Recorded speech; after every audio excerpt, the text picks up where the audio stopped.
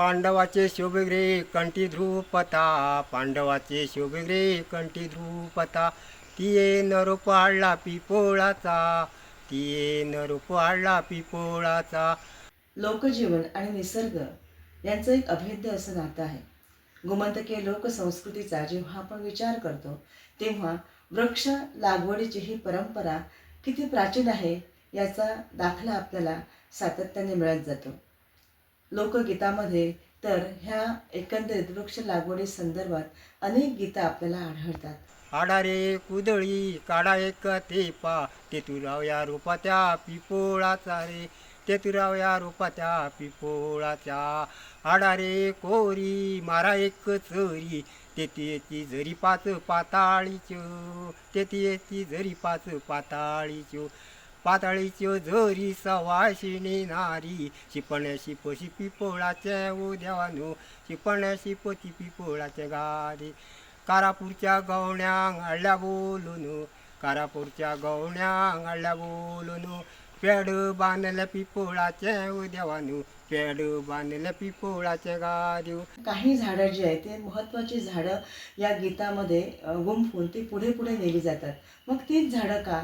तर या लोकमानसाला माहिती होतं की ह्या झाडांचं एक वेगळेपण, मग ती जैवविविधतेच्या दृष्टिकोनातून असो की इतर औषधी गुणधर्माच्या माध्यमातून त्या झाडाविषयीचा बारकाईचा सूक्ष्म अभ्यास या सगळ्या लोकमानसांचा होता.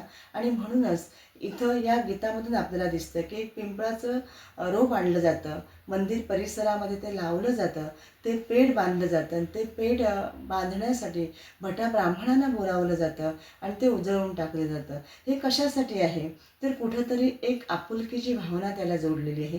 आणि धार्मिक अनुभूती जेव्हा येते तेव्हा त्या एकंदरीत झाडासभोवती पावित्र्य निर्माण होतं आणि लोकांच्या मनामध्ये सुद्धा त्यांनाही वाटत राहतं की ह्या झाडाला इजा पोचता कामा नये, कारण त्याच्यामध्ये देवत्व वसलेलं आहे.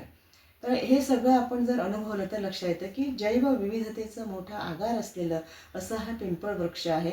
आणि त्या पिंपळ वृक्षाची ही जी दैवी अनुभूती आहे ती तेवढ्याच आत्मीयतेने आपल्या लोकमानसाने जती सकारतेमधून गायलेली आपल्याला दिसते. असे अनेक लोकगीतं आपल्याला ऐकू येतील की ज्या गीतामध्ये अशा तऱ्हेचे वेगवेगळ्या झाडांचे उल्लेख आलेले आहेत. म्हणजेच या झाडांच्या उल्लेखातून आपल्या लक्षामध्ये येतं की कुठेतरी त्याला महाभारताचा एक धागा जोडलेला असतो, कधी कधी रामायणाचा धागा जोडलेला असतो. म्हणजे या आध्यात्मिक ग्रंथांचा एवढा प्रभाव लोकमानसावर पडलेला होता की तेच पावित्र्य त्यांच्या अंतःकरणामध्ये उतरलं आणि त्याच्या माध्यमातूनच हे सगळा प्रवाह जो आहे तो आपल्याला जाणवत राहतो. तर इथं या गीतामधूनच कारापूरचे गवंडी असाही उल्लेख आलेला आहे. त्यावरूनही आपल्या लक्षात येतं की आपल्याला माहीत आहे की कारापूरचे गवंडी किंवा पेडणे तालुक्यातील गवंडी हे त्यांचं कौशल्य खूप वेगळं होतं. म्हणजे बघा किती बारकाईचं निरीक्षण या समाजमनाचं होतं. तेच मला महत्त्वाचं वाटतं. नुसतं झाड लावायचं नाही तर ते झाड जगवायचं, एवढंच नाही तर त्याला सांस्कृतिक अधिष्ठान द्यायचं, त्याला आध्यात्मिक संचित जोडायचं आणि त्याचबरोबर हे सगळं आपल्या जगण्याशी समरस करून घ्यायचं. हा एक वेगळा प्रवाह आपल्याला दिसतो. म्हणजे निसर्ग आणि माणूस यांना अलग करताच येणार नाही. आज आपण प्रामुख्याने वनसंवर्धन करण्यासाठी काही आठवडे राबवतो, परंतु लोकमानसांच्या जगण्यामध्येच हा निसर्ग होता. त्यांचं जगणं म्हणजेच त्याचा श्वास म्हणजेच हा निसर्ग होता आणि त्याच्या माध्यमातूनच तो प्रवाह पुढे जात राहिला. आणि ही वृक्ष लागवड किंवा हा निसर्गाचा हा जो दुवा आहे किंवा निसर्गाला दैवत मानून हा जो प्रवाह त्यांनी आरंभलेला होता तो आजही आपण अनुभवता येतो आणि त्यातून आपल्याला खूप काही शिकता येतं. आणि ते शिकवण घेऊनच आपण यापुढे जेव्हा आपण निसर्गाकडे बघितलं तर निसर्गाला आपल्या जगण्याचा एक सोबती असा विचार करून आपण पुढे जाऊ शकतो.